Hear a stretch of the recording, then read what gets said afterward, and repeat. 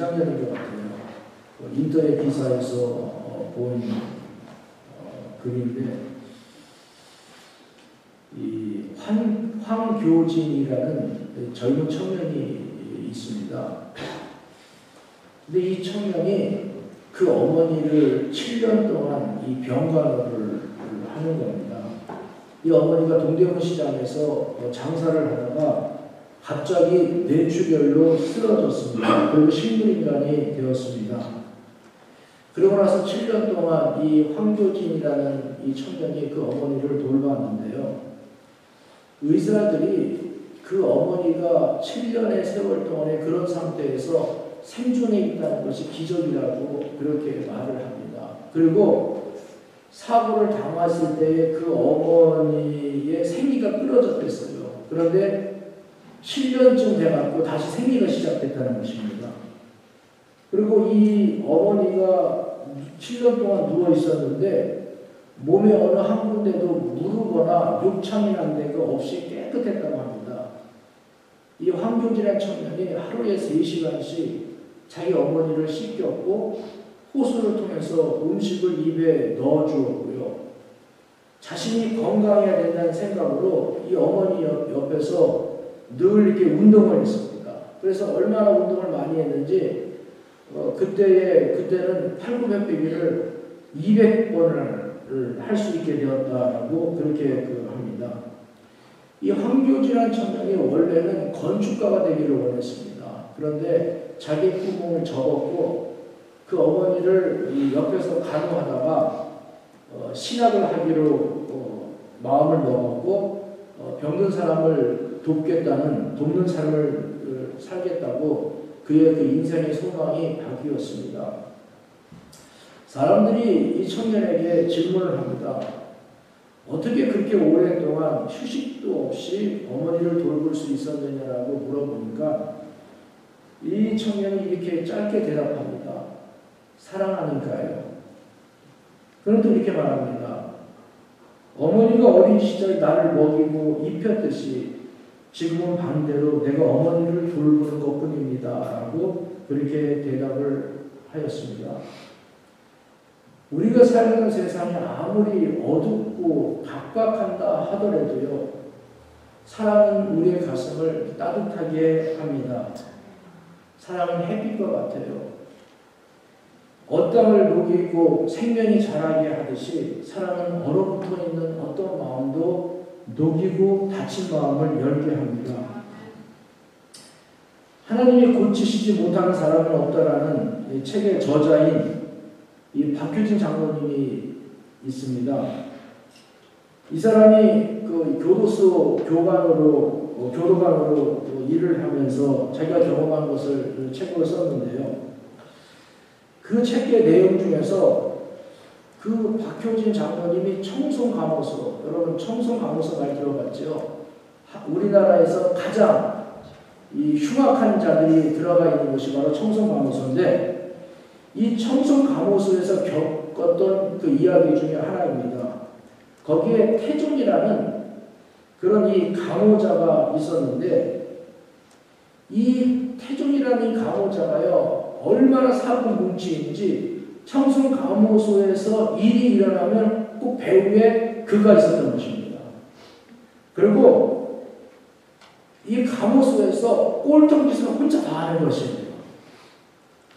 그러니까 이 교도관하고 이 태종이라는 감호자, 특히 이 박효진 이 장로님은 그 당시에 이제는 이 교도관 주임으로 있었단 말이에요.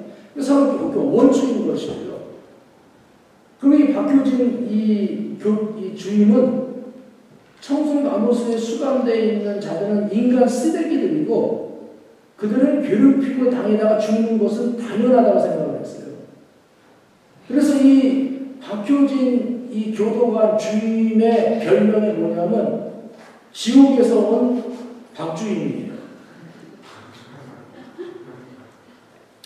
그런데 그가 이 자기 아내를 통하여서 예수님을 알게 됐어요. 그리고 하나님께서 이 사람에게 역사를 하기 시작했어요. 이 그다음부터는 이 박효진 나중에 아무리 장로님이 있지만 박효진 이 주임, 이 사람의 마음속에 청송 감호소에 있는 그 악한 죄수들을 불쌍히 여기는 마음을 가지게 되었습니다. 그들에 대해서요. 그리고 그들을 위하여서 이렇게 늘 기도를 했는데 어느 날 기도하는 중에 그 마음속에 뭐가 이제 왔냐면 저 태종이에게 복음을 전해야겠다라는 그런 마음이 들었어요. 그래서 이 박효진 주임이 자기 아내에게 가서 성경을 하나 좀 사달라고 그랬어요. 근데 아내가 그때 감기 몸살로 굉장히 끙끙 앓고 있었댔어요. 근데 그 상태에서 이 박효진 주임의 그 아내가 안동에 나가고 거기서 이제는 그 이쁜 성경책, 가죽 성경책 하나를 사갖고 그 장로님에게 주었어요. 그래서 장로님이 그 성경책을 그 오토바이 뒤에다가 이제는 잘 묶어갖고 그러고 나서 청송 감호소로 이제 가는데 가는데 뭐가 아니면 이 흙탕길이에요. 가다가 이 줄이 딱 풀려지면서 그 성경책이 떨어져 버려가 흙이 다 묻어버린 거예요. 그래서 이제는 이 장로님이 성경책을 온통 흙범벅이가 된 성경책을 들어서 깨끗이 씻었어요. 씻고 나서 이 독방에 들어가 있는 태종이에게 갔습니다.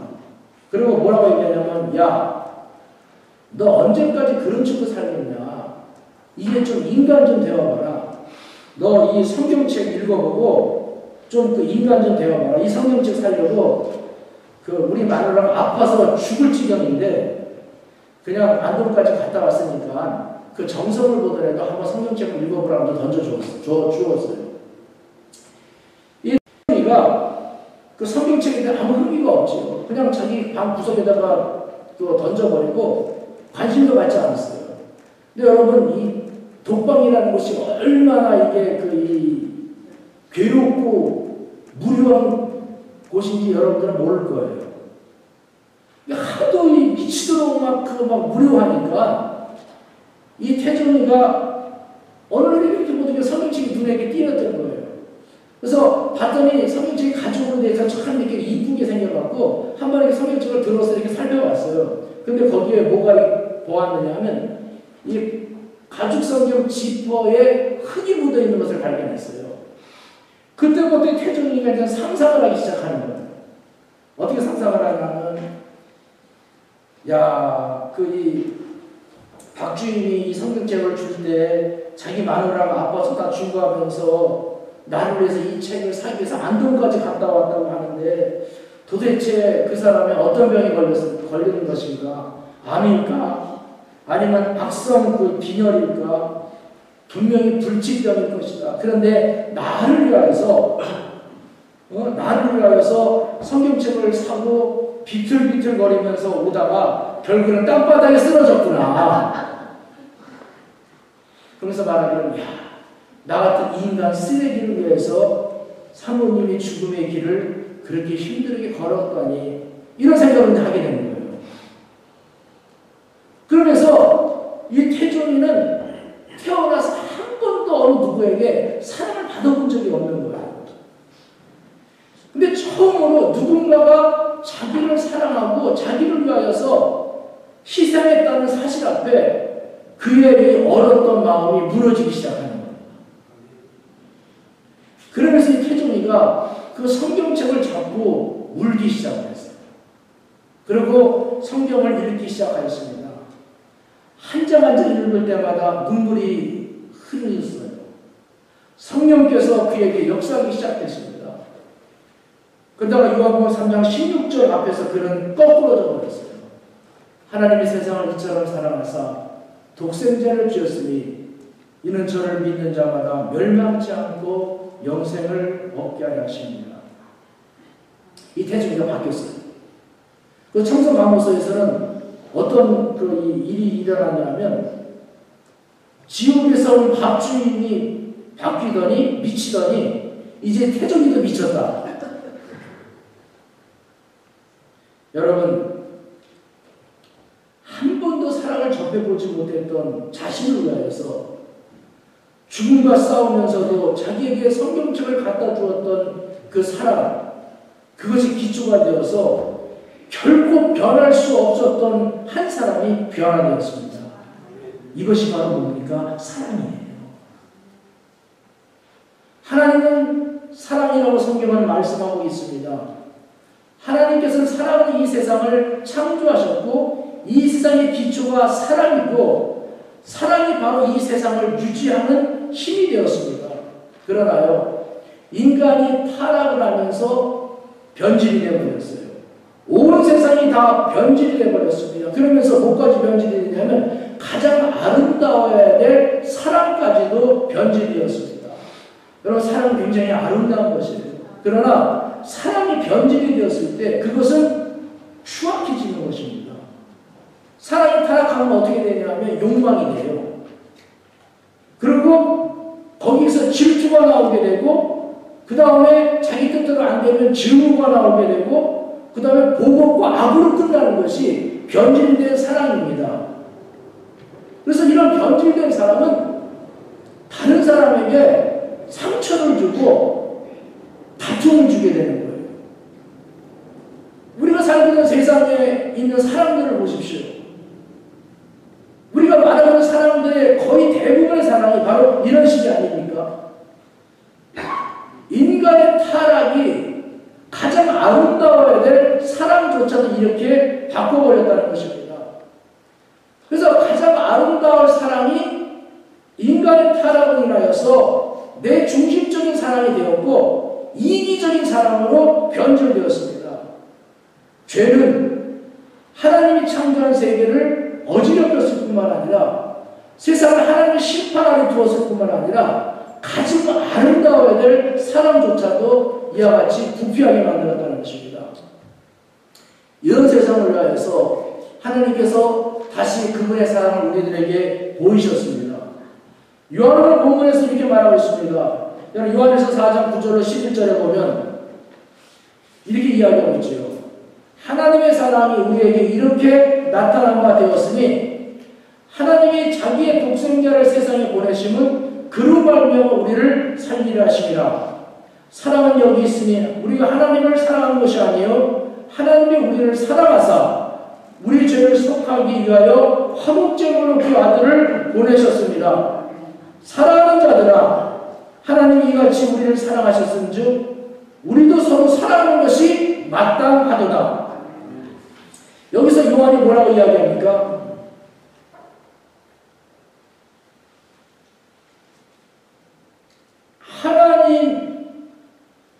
하나님으로부터 사랑이 나왔고 그 사랑이 바로 예수 그리스도라는 것이죠. 그리고 그 사랑을 통해서 우리가 구원을 받았는데, 그래서 구원을 받은 우리들에게 있어서 뭐라고 이야기합니까? 하나님이 이같이 11절 보세요. 사랑하는 자들아, 하나님이 이같이 우리를 사랑하셨은즉 우리도 서로 사랑하는 것이 어떠하도다? 마땅하도다. 마땅하다라는 말은 두 말하면 잔소리라는 것이에요. 이거 말할 필요가 없다는 얘기입니다. 사랑은 그렇기 때문에 구원받은 사람에게서 나타나는 당연한 마땅한 열매라는 얘기입니다. 여러분, 제가 여러분에게 가끔 말씀드리지만은 사과나무는 마땅히 뭐가 나와야 됩니까? 사과가 나와야 돼요. 무화과는 마땅히 무화과를 내야 되는 것이에요. 그러면 오늘 성경에서 뭐라고 이야기합니까? 하나님의 자녀는 마땅히 뭐가 나와야 되는 것입니까? 사랑이 나와야 되는 것이에요. 사랑이 나오지 않는 자는 하나님의 자녀가 아닙니다.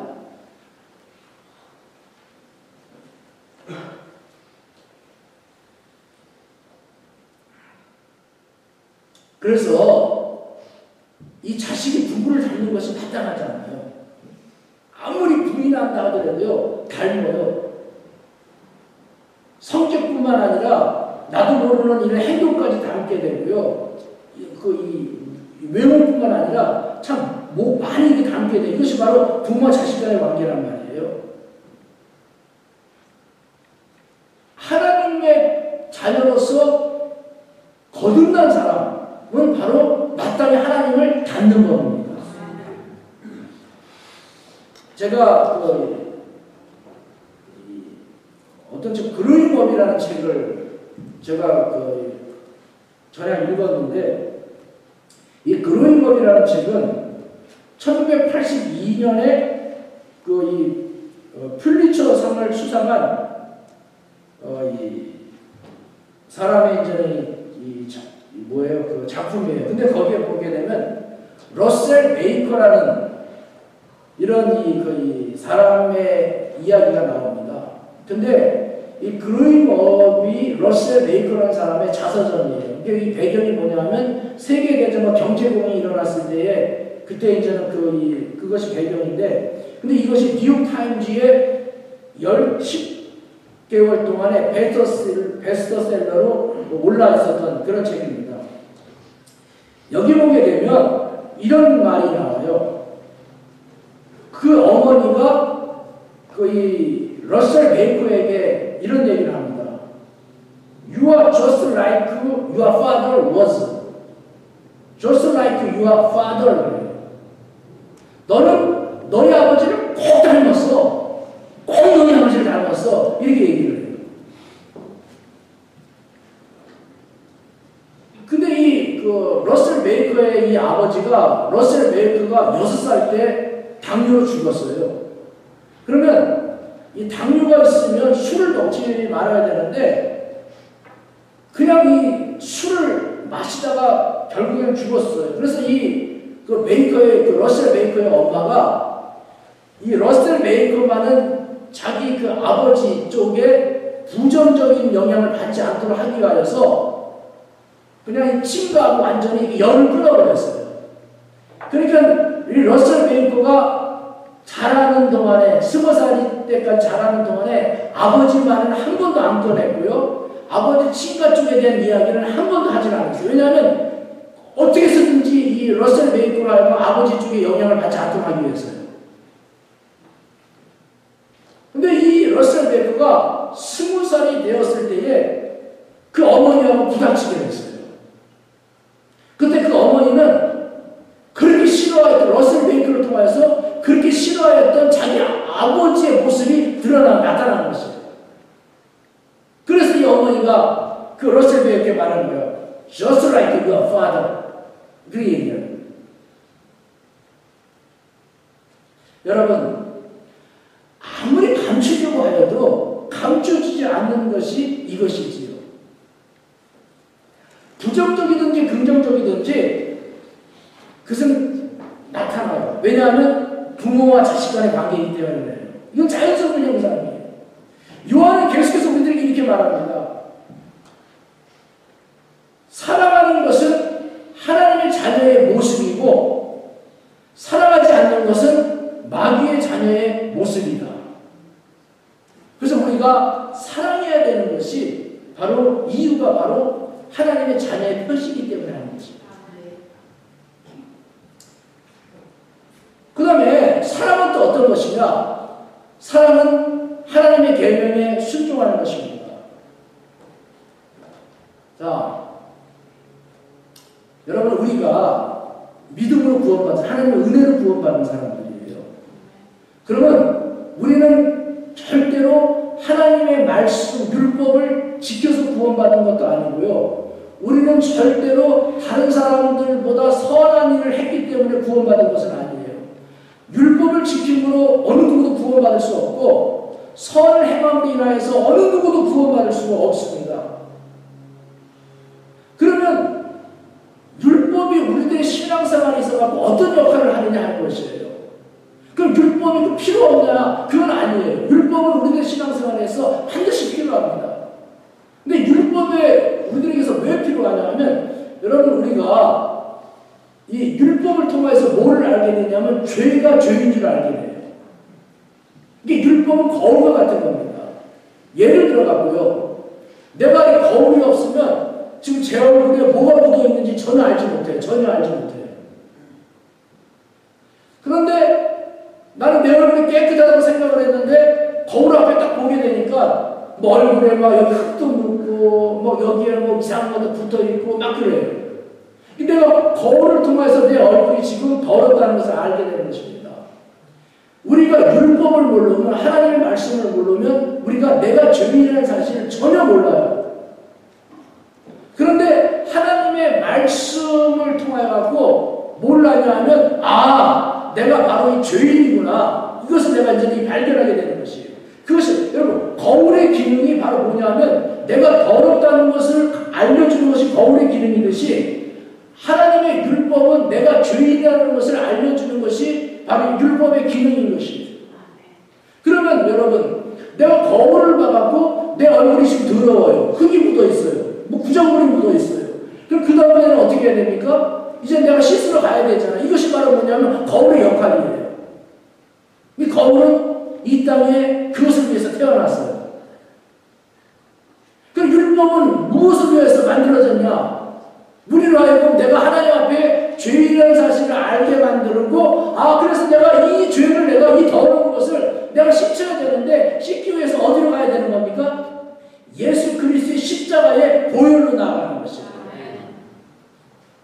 그러니까 율법이 바로 나로 하여금 나의 더러움을 알게 만들고, 그것을 씻기 위해서 예수 그리스도의 보혈로 나가게 하는 것이 율법의 역할인 것이에요.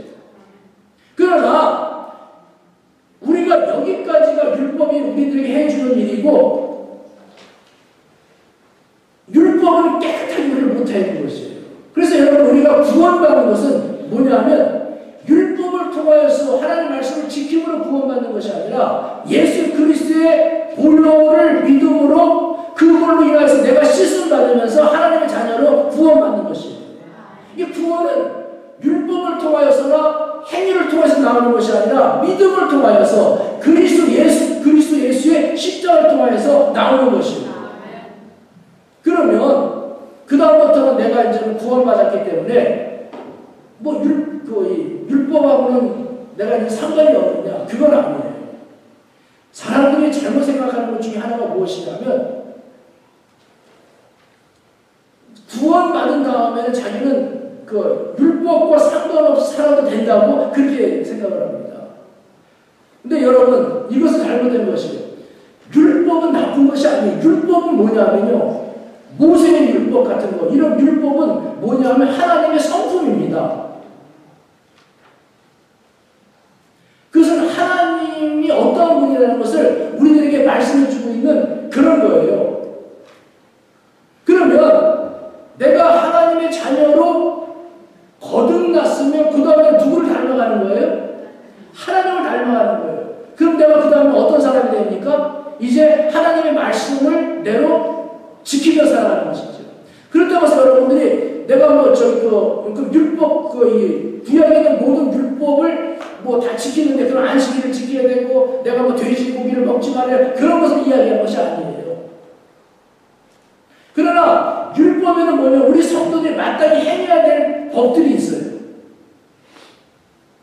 그러니까 이렇게 우리들이 이제 가야 되는데, 그러나 사실은요, 우리가 율법에서 우리가 자유함을 얻었어요. 율법 해방을 얻었다 그랬어요. 바울은 말하기를 우리가 율법으로부터 자유함을 얻었다 이야기해요. 그러면 율법이 자유함을 얻은 우리가 그럼 다시 율법에 매이는 것이 아니냐라고 생각하게 되는데, 그건 아니라는 말입니다.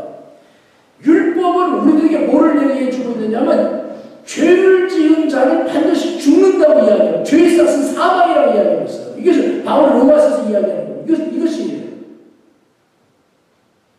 이것이 바로 율법의 저주인 것입니다. 그렇지만은 내가 예수 그리스도를 통하여서 율법에서 자유함을 얻은 사람은 더 이상은 뭐냐면 율법의 저주에서 해방이 되는 것이에요. 그러나 우리들에게는 그 다음에 뭐가 오게 되냐면요, 예수 그리스도의 사랑의 계명이 우리들에게 이제 오게 됩니다. 자, 사랑과 율법의 관계가 이제는 이런 거예요. 여러분 한번 보세요.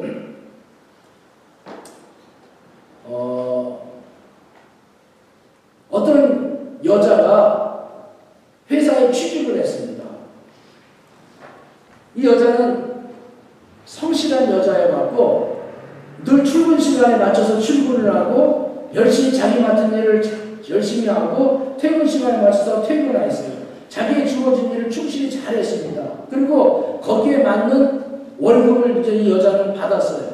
그렇게 해서 이제 이 여자가 직장 생활을 했습니다. 그런데 이 여자가 다니는 회사에 사장이 있는데 이 사장이 결혼하지 아니하는 젊은 청년이에요. 근데 어쩌다가 이 회사 사장하고 이 여직원하고 눈이 맞아버렸어요. 그래서 P급 러브가 이제 막 그 러브라인이 이제 형성이 되기 시작하는 거예요.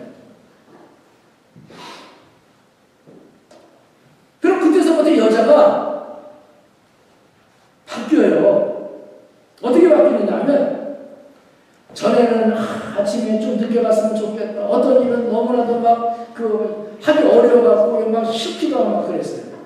그런데요, 이 회사 사장하고 이 여직원하고 러브의 피크 라인이 이렇게 형성이 되니까요, 눈 뜨자마자 회사를 가려고 거예요. 전에는 퇴근 시간 늘 기다렸다가 퇴근 시간 딱 되면 불이 이렇게 나왔는데, 이제는 또 가라고 해도 안 가요. 아무리 일이 많아도 일이 막 즐거워요. 뭐 때문에요? 뭐가 그녀를 바꿉니까? 월급이 많아졌어요? 뭐요? 사랑. 사랑이 그녀를 바꿔놨어요. 여러분, 예수님의 계명이 율법보다 가벼운 것 같습니까? 모세의 율법에는 살인하지 말라. 예수님께서 그런 말씀하세요. 모세의 율법에는 살인만 하지 말라라고 말하였거니와, 그래 예수님이 뭐라고 말씀하시냐면, 나는 너에게 말하노라, 노하지 말라, 경멸하지 말라, 다른 사람에게 미련한 놈이라 하지 말라. 이런 자들은 다 어떻게 된다? 하나님의 심판대 앞에 서게 된다는 얘기를 했어요. 그리고 요한은 말하기를, 우리가 다른 사람을 미워하면 그것은 살인이라고 이야기하고 있어요. 살인한 자라고 이야기하고 있어요. 그러면요, 율법은 단지 사람을 죽이면 살인인데, 지금 예수님이 오면서 생겨난 계명은 그것이 아니라요, 다른 사람을 미워만 해도 살인이에요. 이것이 예수님의 계명이에요. 그러니까 율법보다 더 엄청난 것이 뭐냐면 예수님의 계명인 것이에요. 그런데 사람들은 예수님도 그렇게 말씀에도 불구하고 예수님의 계명에서 자유로워요.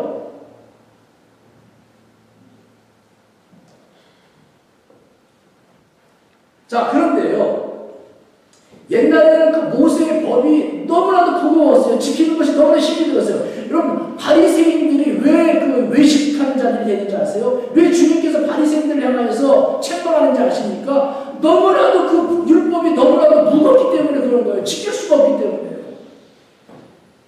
근데 예수님께서 주신 것은 율법보다 더해요.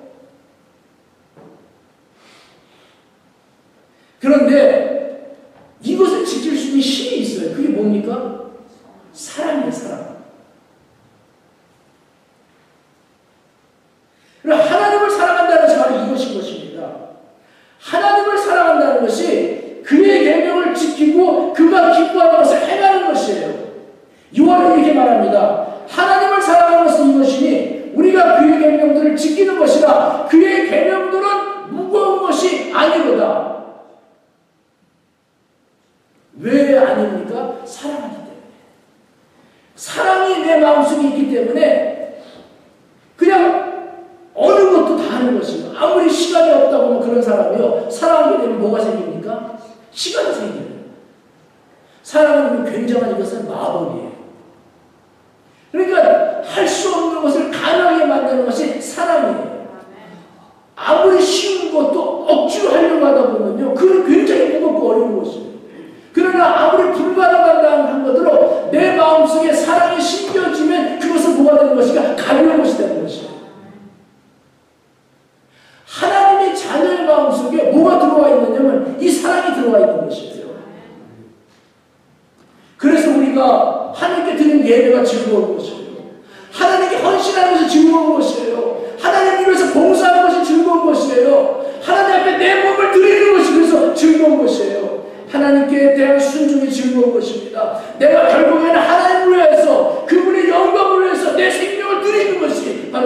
즐거운 것이에요. 여러분 사랑하는데 못할 것이 있어요. 여러분들 여러분의 자녀를 사랑한다면요. 여러분들이 자녀로서 못할 것이 있습니까? 뭐 때문에 그럽니까? 사랑 때문에 그러는 것이에요. 이 사랑 때문에 하나님께서는 모든 영광을 버리시고 인간이 이 땅에 오셔서 자기 몸을 십자가에서 매달리신 것입니다.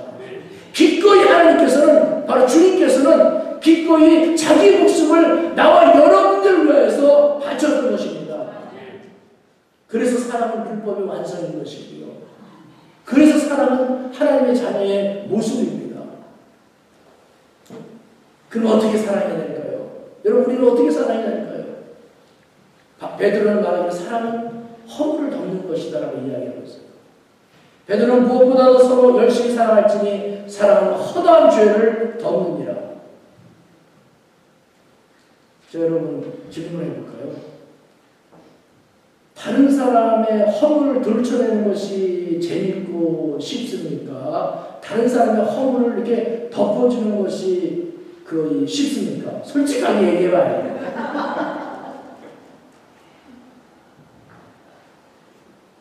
다른 사람의 허물을 덮어주려면요, 생각을 많이 해야 돼요. 자기 수련을 해야 돼요. 마음을 막 절제를 100%를 막 해야 돼요. 근데 다른 사람의 허물을 드러내는 것은 그냥 자연스럽게 입만 벌리면 나와요. 그리고 나도 모르게 내 마음속에서 기쁨이 이렇게 새록새록 이렇게 솟아나죠. 기쁨이라고 하는 즐거움이.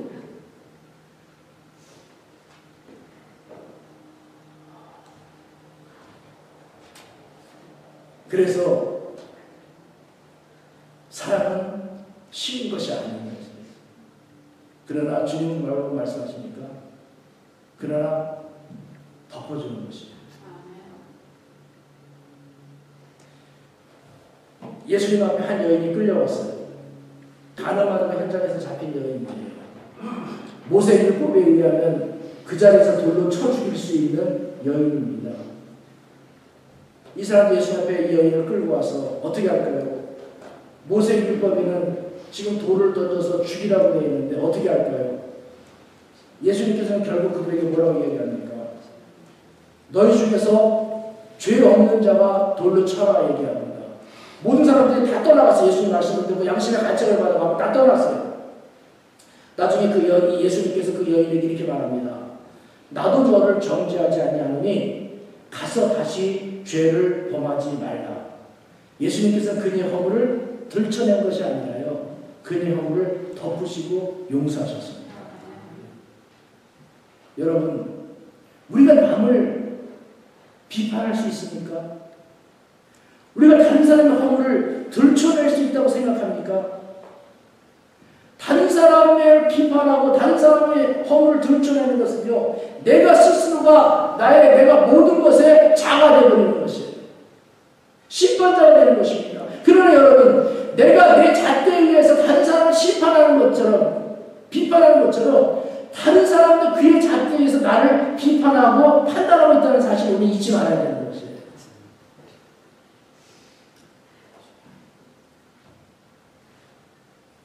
다른 사람 내 기준에 맞지 않는다면요. 그래서 내가 그 사람에 대해서 비판하고 그 사람에 대해서 평가를 안 되면 다른 사람의 기준에 나도 맞지 않아요. 그래서 여러분들은 어떻게 해야 되느냐? 하나님의 자녀로서 여러분은 어떻게 해야 되느냐? 여러분이 어울려서 살다 보면요, 허물이 많잖아요. 완전한 사람이 있습니까? 그럼 어떡합니까? 들춰내는 것이 아니라 덮어야 돼요. 그리고 무조건 누가 버리는 것이 아니고요.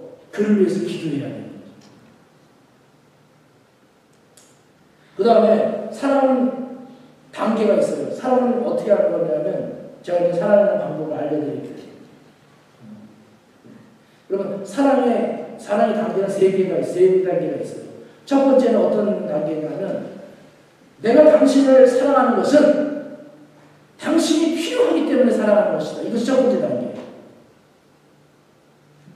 이것은 이기적인 사랑인 것이고요. 이것은 바로 뭐냐면 현대에서 거의 대부분의 사람이 바로 이 사람입니다. 그래서 여러분, 내가 누군가를 사랑하는 것은 왜 사랑하는 거야? 내가 그 사람이 내게 필요하기 때문인 거 아니에요. 내가 내가 어느 여자를 이상한 사람이에요? 그러면 뭔가 지금 내 감정이 그녀가 필요하기 때문에 지금 사랑하는 거란 말이에요. 그렇기 때문에 이것은 오직 나의 필요를 위해서만 살아가기 때문에 이것을 하기 때문에 이기적이다라고 얘기하는 것입니다. 그리고 이것은 뭐가 생깁니까? 내 뜻대로 되지 않으면 질투가 생겨요. 막 마음에서요.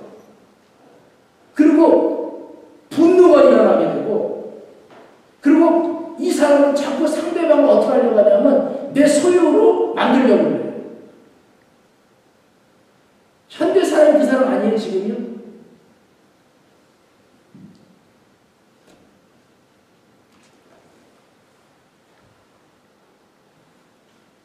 그래서 이 사람은 결국에는 뭐가 되냐면요. 결국에는 비참하게 돼요. 근데 두 번째 사람은 어떤 사람이냐면 내가 당신을 사랑하는 것은 당신을 원하기 때문이다. 뭐 비슷한 것 같지만 틀려요. 이 사람이 원한다는 것은 바로 이 사람에 뭐가 있냐면 정열이 있어요. 사람들은 이 착각하는 것이 뭐냐면 여러분, 정열과 사랑을 착각을 해요. 그런데 그 정열이 있다고 해갖고 반드시 그게 사랑이라고 생각하는 것도 잘못된 것이고, 정열이 없다고 해갖고 그 사랑이 아니라고 생각하는 것도 잘못됐다는 것이에요. 근데 한번 보죠. 여러분, 정열은 사랑이다라고 생각을 하기 때문에 과연 그것이 이제는 이 참다운 사랑일까? 근데 내가 누군가에 대해서 막 내 마음속에 막 그 정열의 불이 막 끓어올라요. 막 뜨거워요. 그래갖고 그걸 이제 내가 이제 그 사랑을 합니다. 그런데 이 정열이 뜨거운 것이 계속 갑니까? 못 갑니까? 세상에 있지는 뜨거운 것은 반드시 식어지기 마련이에요. 아주 막 마음속에 불 같은 정열이 올라와갖고 그 사랑을 해갖고 결혼을 했어요.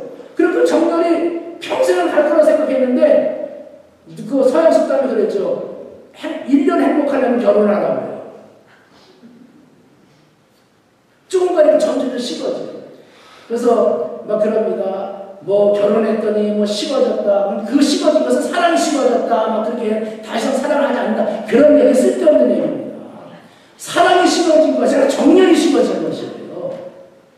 그리고 그 식어지는 것은 당연한 것입니다.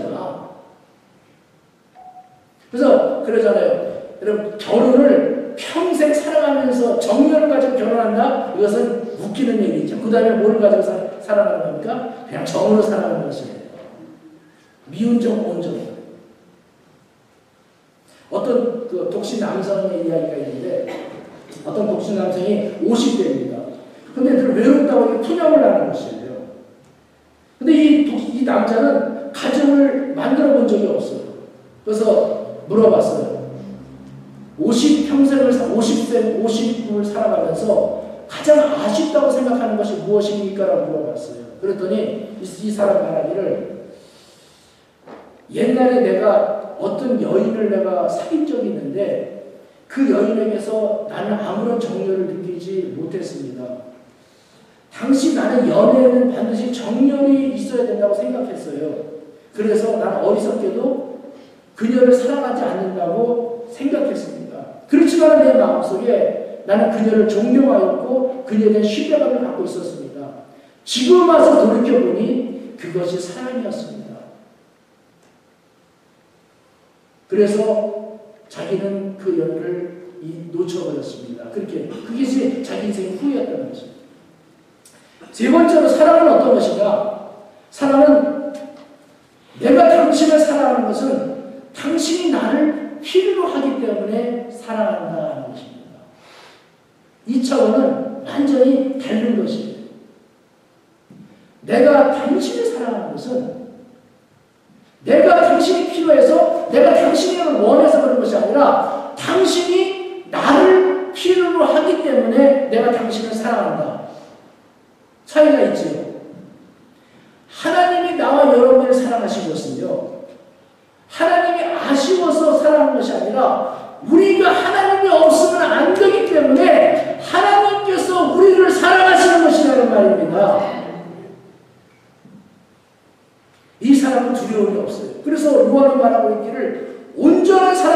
두려움이 없다고 이야기한 것입니다. 여러분, 왜 두려웁니까? 왜 살아가면서 왜 두려워요? 뺏길까? 혹시나 변심해서 도망가면 어떡할까? 혹시나 배신하면 어떡할까? 이런 것 때문에 하도 두렵잖아요. 살아가면서 그러잖아요. 그러나 당신이 나를 필요로 하기 때문에 내가 당신을 사랑한다는 그 사람은 어떻게 됩니까? 두려움이 없어요.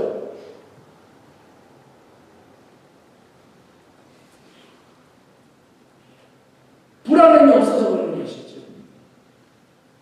우리는 어떤 사랑을 해야 됩니까? 이 사랑을 해야 된다는 것이죠. 왜 상처를 받아요? 자꾸 받으려고 하기 때문에 상처를 받아요. 자, 얘기 하나만 하고 마칠게요. 노벨 문학상을 받았던 헤르만 헤세의 작품 중에서 어거스터스라는 작품이 있습니다. 어떠한 부부가 아기를 낳지를 못했어요. 오랫동안 아기를 달라고 기도를 했습니다. 그래서 아기를 얻었어요. 그 아기의 이름을 어거스터스라고 그렇게 저는 지었습니다. 근데 그 아기가 태어났을 때에 신비한 노인이 나타나서 사무에게 말했어요. 당신이 아들을 낳은 것을 축하합니다. 내가 당신의 그 아들 낳은 것을 축하하는 의미로 선물을 주겠습니다. 소원이 무엇입니까? 라고 물어봤어요. 이 어거스테스의 이 엄마는 곰곰이 생각했습니다. 그러다가 이렇게 노인에게 말했습니다. 이 아이가 자라면서 모든 사람들에게 사랑을 받으며 살게 해주십시오. 라고 그렇게 요구했어요. 이 소원대로 이 아이 됐어요. 이 아이는 자라면서 사람들로부터 많은 사랑을 받았습니다. 집에서는 부부의 사랑을 받았고, 학교에서는 친구와 선생님의 사랑을 받았고, 그 밖에 나가면 이웃들의 사랑을 듬뿍 받았습니다. 그렇지만 행복할 것 같았던 어거스터스는 행복하지 않았습니다. 왜 그럴까요? 받기만 했기 때문에. 자기 중심적인 사람이 되어버렸어요. 이기적인 사람이 되어버렸습니다. 어거스터스가 노인이 되었을 때 그의 주위에는 사람이 하나도 없었댔어요. 외롭고 비참한 삶이 되어버렸습니다. 그런 어거스터스에게 그 노인이 나타났습니다. 물어봤어요. 당신은 당신의 삶에 만족합니까? 어거스터스는 고개를 설레설레 흔들었습니다. 노인은 다시 물었습니다. 내가 당신에게 한 가지 소원을 이루도록 해주겠습니다. 소원이 무엇입니까? 그랬어요. 노인은 주저하지 않고 이렇게 말했습니다. 모든 사람들에게서 사랑받으며 사는 사람이 아니라 모든 사람들을 사랑하면서 살아가는 사람이 되게 해주세요. 언제 행복합니까, 여러분? 사람들은 그래요. 누군가 나를 사랑해줄 때 나는 행복하다고 생각을 합니다. 그것은 아니에요. 여러분 한번 해보십시오. 누군가가 나에게 선물을 줄 때 행복한 기쁨, 그것은요 잠깐이에요. 그러나 여러분들 한번 해보십시오. 여러분들이 누구를 진정으로 사랑해 보십시오. 그 기쁨이 어디에서 나오는지요. 여러분들이 남을 진정으로 사랑해 보고요. 여러분들이 남에게 뭔가 이렇게 주려될 때요. 여러분들의 행복이 여러분 속의 중심 깊숙한 곳에서부터 그 행복이 나오는 것을 여러분들이 느끼게 될 것입니다. 그것이 진짜 행복이라는 거예요. 왜 그래요? 하나님의 사랑이 바로 이런 사랑이에요. 하나님의 사랑이 바로 주는 사랑이었기 때문에 하나님 형상들을 지음받은 나와 여러분들이 바로 여기서 행복을 느낄 수 있다는 것입니다. 사랑은 받는 것이 아니에요. 사랑은 주는 것입니다. 여러분 교회에서나 어디서나요? 우리 교회는 사랑이 없어요. 말하지 마십시오. 자기 얼굴에 침 뱉는 거예요. 우리 교회 사랑이 없다는 얘기는 무슨 말입니까? 결국에는 나 안에 사랑이 없다는 얘기예요. 내 안에 사랑이 없기 때문에 사랑을 못 느끼는 거예요. 내 안에 사랑이 없기 때문에 사랑을 주지 못하는 것이, 그렇기 때문에 내 속에 행복함과 평안함을 못 느낀다는 것이에요. 우리 교회는 사랑이 풍성해요. 그건 무슨 말입니까? 내 안에 사랑이 지금 막 풍성하다는 얘기예요. 받으려고 하고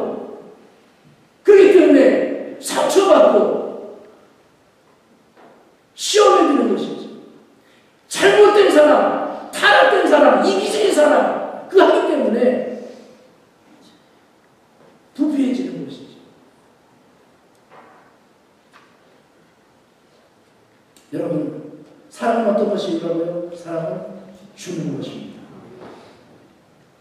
무엇이 크리스찬의 상징입니까? 사랑입니다. 이것보다 확실한 것이 없어요. 예배 잘 드리고 기도생활 잘하고 막 그런다 하더라도요, 그에게 사랑이 없어, 이 사랑이 없으면 그는 거짓된 사람입니다.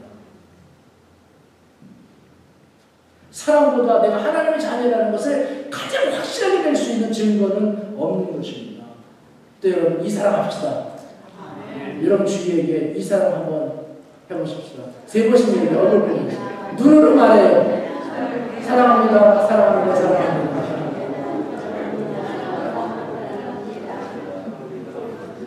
무슨 그런 농담을 하지 말고 이렇게 쭉 사랑합니다. 사랑합니다. 이 사랑이 저와 여러분 우리 교회에 풍성히 부어지는 사랑의 공동체가 되시기를 주의 이름으로 축원합니다. 아멘. 기도하겠습니다.